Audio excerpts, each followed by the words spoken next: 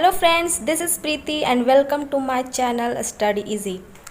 कल तक हम लोगों ने कवर किया था 1919 का भारत शासन अधिनियम और हम लोगों को नेक्स्ट कवर करना था 1935 ईस्वी का भारत शासन अधिनियम। तो इसमें जो चीज़ है ये एग्ज़ाम के लिए काफ़ी ज़्यादा इम्पोर्टेंट रखता है, इसलिए हम इस चीज़ को काफ़ी अच्छे तरीके से कवर करेंगे क्योंकि हमारे संविधान में जो आधा कॉन्सेप्ट है वो यहीं से लिया गया है, 1935 के भारत शासन अधिनियम से ही लिया गया है। इसलिए हमारे लिए काफ़ी ज़्यादा इम्पोर्टेंट भी हो जाता है और इसमें जो जो चेंजिंग आई है ये जो चेंजिंग थी वो काफ़ी ज़्यादा सुधारात्मक थे। भले ही ये उस वक्त अप्लाई नहीं किया गया था, लेकिन जो कुछ भी इसमें लिखा हुआ था वो इंडियंस के लिए काफ़ी अच्छा माना गया था। तो चलिए हम लोग इसको देखते हैं कि आखिर इसमें क्या क्या प्रावधान किए गए थे। तो इसमें जो 1935 का जो अधिनियम है, तो इसमें सबसे पहले ये जो यहाँ पे लिखा हुआ है 321 अनुच्छेद था, इसमें 10 अनुसूचियाँ थी। तो ऐसा तो जनरली एग्ज़ाम में नहीं आता है, लेकिन फिर भी वनडे जो एग्ज़ाम होते हैं एक आध दो उनमें कभी कभी पूछ लिया जाता है, तो आप लोग इसको याद कर सकते हैं कि 321 अनुच्छेद थे और 10 अनुसूचियाँ थी। लेकिन अब जो इसके आगे जो है पहला अखिल भारतीय संघ, ये काफ़ी ज़्यादा इम्पॉर्टेंट है क्योंकि ये जो अखिल भारतीय संघ का जो कॉन्सेप्ट आया है वो यहीं से आया है।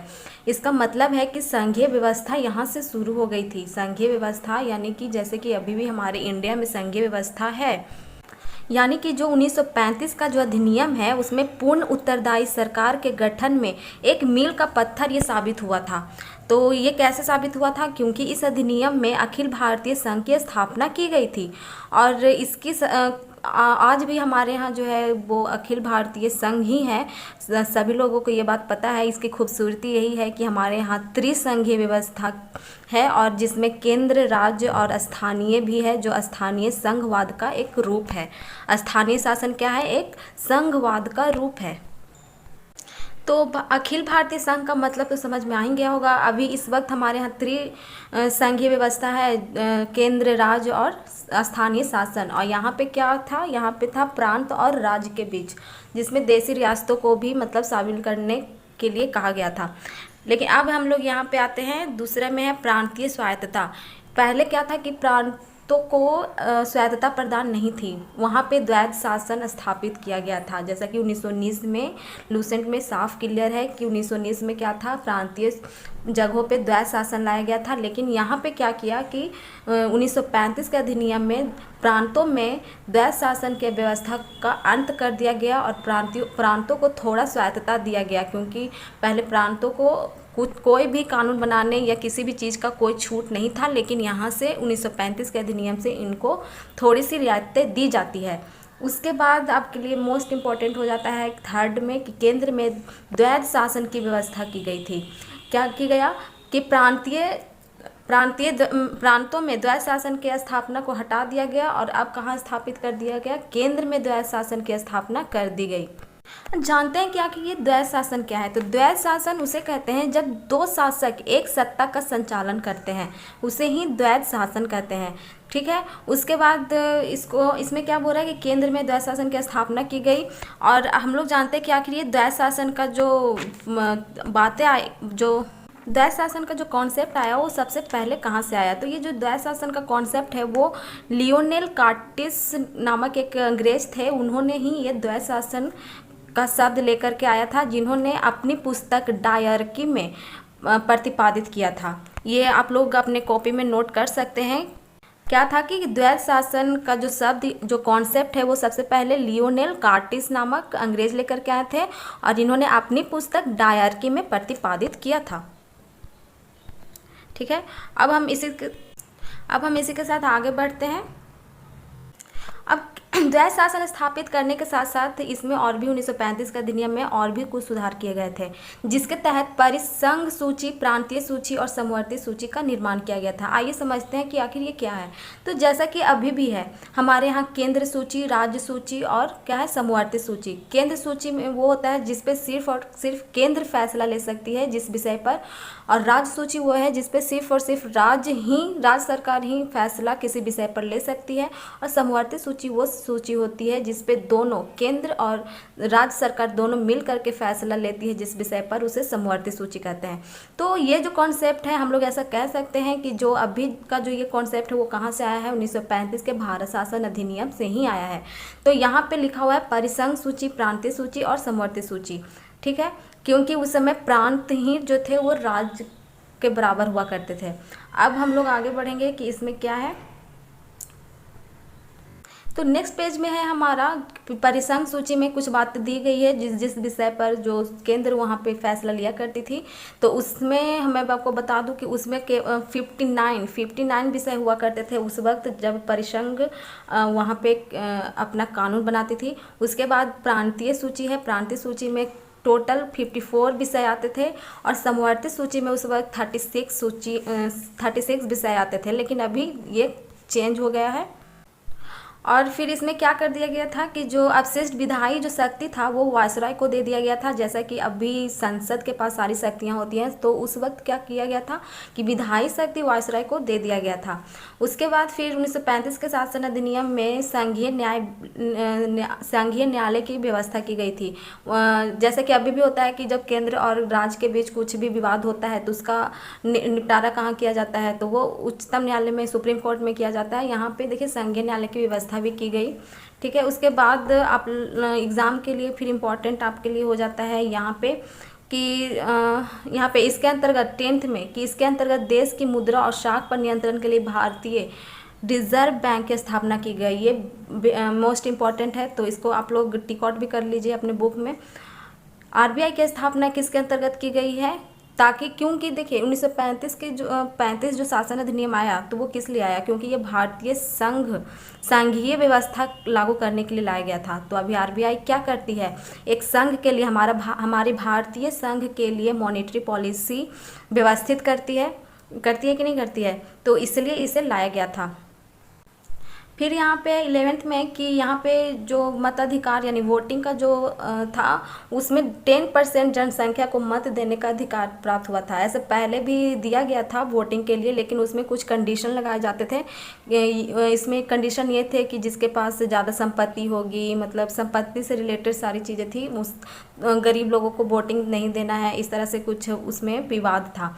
लेकिन फिर यहाँ पे कुछ रियायतें दी गई और लगभग 10% जनसंख्या को मताधिकार देने का अधिकार मिल गया। उसके बाद है अब 1935 का अधिनियम में हमारे लिए जो जो मोस्ट इम्पॉर्टेंट था हम लोगों ने उसे पढ़ लिया। अब हम लोग आते हैं 1947 ईस्वी का भारतीय स्वतंत्रता अधिनियम। इसके तहत काफ़ी मतलब हमारे संविधान यानी कि हम लोग अब संविधान निर्माण के काफ़ी ज़्यादा करीब आ चुके हैं, जिसके लिए हम लोगों ने काफ़ी देर से इंतज़ार कर रहे थे और अब वो समय लगभग हमारे सामने ही है। लेकिन 1947 ईस्वी के भारतीय स्वतंत्रता अधिनियम के तहत ही मतलब यहाँ पे संविधान का निर्माण हुआ था। तो चलिए हम लोग क्यों ना थोड़ा सा ये जान लेते हैं कि आखिर जो हमारा संविधान बना तो उस संविधान सभा का गठन के लिए पहले क्या क्या किया गया था। क्योंकि संविधान निर्माण कहाँ हुआ है, तो संविधान सभा में हुआ है। तो हम लोग जब तक ये नहीं जानेंगे कि आखिर संविधान सभा का जो गठन हुआ है वो किसने करवाया, सबसे पहले कौन लेकर के आया, तो पढ़ने में और कॉन्सेप्ट और ये एग्ज़ाम के लिए भी इम्पोर्टेंट रखता है, कभी कभी पूछ देते हैं ये एग्जामिनर। तो हम लोग चलिए इस चीज़ को जानते हैं। तो जो संविधान सभा का जो सबसे पहले गठन का जो विचार आया था वो सबसे पहले 1934 में M.N. राय के द्वारा आया था। किसके द्वारा आया था, 1934 में M.N. राय के द्वारा। तो आप इसको अपने कॉपी में नोट्स भी कर सकते हैं क्योंकि ये एग्ज़ाम के लिए इम्पॉर्टेंट हो जाता है। उसके बाद 1934 के एक साल बाद 1935 में कांग्रेस ने भी फिर इस चीज़ के लिए मांग रखी कि भारतीय संविधान के निर्माण के लिए एक संविधान सभा का गठन होना चाहिए। अब 1935 में फिर देखिए सबसे पहले 1934 में M.N. राय ने, फिर 1935 में कांग्रेस ने। अब उसके 3 साल बाद अब कौन आएंगे, पंडित जवाहरलाल नेहरू आएंगे और क्या करेंगे, इन्होंने 1938 में भारतीय राष्ट्रीय कांग्रेस की ओर से घोषणा की कि स्वतंत्र भारत के संविधान का निर्माण जो है वयस्क मताधिकार के द्वारा ही चुना जाएगा। यानी कि जैसे संविधान सभा का गठन का मांग जो चल रहा था, तो उसमें अब डिसाइड करना था कि उसमें जो जाएंगे संविधान निर्माण बनाने के लिए जो भी लोग जाएंगे, तो वो किस तरह से जाएंगे, किस बेसिस पे जाएंगे। तो वो वोटिंग के थ्रू जाएंगे, यानी कि वयस्क मताधिकार के थ्रू ही जाएंगे। पंडित जवाहरलाल नेहरू ने इस बात की घोषणा की। और लास्ट में फिर ब्रिटिश भी इस चीज़ के लिए जो है मान जाती है, और फिर जिससे 1940 के अगस्त प्रस्ताव के नाम से जाना जाता है। इस सारी बातों को किस नाम से जाना जाता है? 1940 के अगस्त प्रस्ताव के नाम से जाना जाता है। फिर उसके बाद जो है अंग्रेज जो है क्या करते हैं, फिर उसके बाद कैबिनेट मिशन के अंतर्गत भारतीय संविधान सभा का गठन हो जाता है। और इसी के कैबिनेट मिशन के आधार पर भारतीय संविधान का निर्माण करने वाली संविधान सभा का गठन कब किया गया? 1946 ईस्वी में किया गया। कब? जुलाई 1946 में किया गया। यानी कि पंडित जवाहरलाल नेहरू ने 1938 में घोषणा किया कि वयस्क मताधिकार के द्वारा जो है संविधान सभा के सदस्य चुने जाएंगे। और फिर अंग्रेज जो है ब्रिटिश मान जाती है 1940 के अगस्त प्रस्ताव को भेज करके।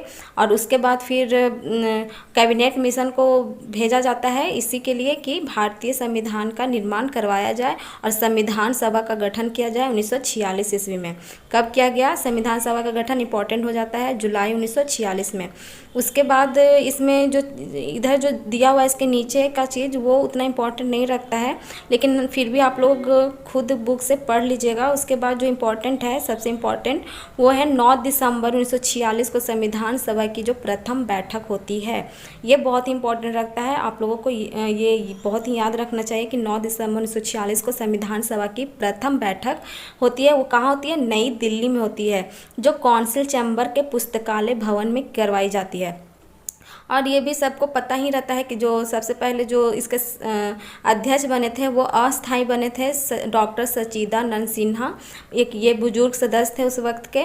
फिर उसके बाद फिर देखिए यहाँ पे हैदराबाद में जो एक ऐसी नोट में लिखा हुआ है, हैदराबाद में एक ऐसी देशी रियासत थी जिसके प्रतिनिधित्व संविधान सभा में सम्मिलित नहीं हुए थे। तो ये भी एक इम्पॉर्टेंट रखता है कि संविधान सभा का जो प्रथम बैठक हुआ था तो उसमें कौन शामिल नहीं हुआ था? तो हैदराबाद के जो प्रतिनिधि थे वो इसमें शामिल नहीं हुए थे। और मुस्लिम लीग भी इसका जो है पूरा विरोध करती है। ठीक है, उसके बाद इसमें जो इम्पोर्टेंट बातें आती है उसके बाद और कुछ है नहीं। अब हम लोग सीधे पढ़ेंगे संविधान सभा की प्रमुख समितियां और उनके अध्यक्ष। जैसा कि मैंने पहले भी बोला है कि मैं सिर्फ लूसेंट में ऐसे बहुत सारी चीज़ें हैं, लेकिन जो मोस्ट इम्पॉर्टेंट है एग्ज़ाम के लिए मैं उसी चीज़ को कवर करवाने की कोशिश कर रही हूँ। तो मैं इसके लिए इसलिए मैं थोड़ा चीज़ें जो है बीच बीच में स्किप कर रही हूँ। तो आप लोग ये मत सोचिएगा कि मैंने आधा अधूरा चीज़ें बताया है। आप लोगों को जो इम्पोर्टेंट है मैंने उसी को फोकस किया है। तो ये जो चीज़ें हैं, चलिए हम लोग पढ़ते हैं संविधान सभा की प्रमुख समितियां एवं उनके अध्यक्ष। तो पहला संचालन समिति। तो संचालन करने के लिए कोई चाहिए था, तो संचालन इसको याद रख सकते हैं कि संचालन कौन किए थे? डॉक्टर राजेंद्र प्रसाद। और संघीय संविधान समिति, संघ, यहाँ पे जितने भी आप लोग ऐसे भी याद रखें कि संघ जहाँ पे भी आएगा वहाँ पे पंडित जवाहरलाल नेहरू आप नाम डाल सकते हैं। संघीय संविधान समिति तो पंडित जवाहरलाल नेहरू। प्रांतीय संविधान समिति तो प्रांत में हमेशा सरदार वल्लभ भाई पटेल रहते थे। उन्होंने ही बहुत सारे प्रांतों को, देश रियासतों को जो है एक किया था। तो इस तरह से भी आप लोग याद रख सकते हैं। फिर है प्रारूप कौन तैयार किया था? तो हमारे डॉक्टर भीमराव अम्बेडकर। ठीक है, फिर संघ शक्ति समिति, अभी मैंने कहा कि जहाँ पे भी संघ आए तो पंडित जवाहरलाल नेहरू। फिर है मौलिक अधिकारों एवं अल्पसंख्यकों संबंधी परामर्श समिति, तो ये हो जाएंगे सरदार वल्लभ भाई पटेल। ठीक है, फिर है राष्ट्र ध्वज संबंधी तदर्थ समिति, तो ये डॉक्टर राजेंद्र प्रसाद। और फिर नोट में है मौलिक अधिकारों एवं अल्पसंख्यकों संबंधी परामर्श समिति की 2 उप समितियाँ थी। पहला है मौलिक अधिकार उप समिति जिसके अध्यक्ष थे JB कृपलानी। अल्पसंख्यक उप समिति जिसके अध्यक्ष थे HC मुखर्जी। तो हम लोग आज तक के लिए यहीं तक कवर करेंगे। उसके बाद हम लोग कल नेक्स्ट वीडियो में और पूरे डिटेल से जानेंगे कि संविधान सभा के निर्माण किस किस तरीके से हुआ। तब तक के लिए धन्यवाद। और आप लोगों को अगर मेरा वीडियो थोड़ा भी पसंद आया हो तो मेरी वीडियो को लाइक और सब्सक्राइब करें। Thank you so much.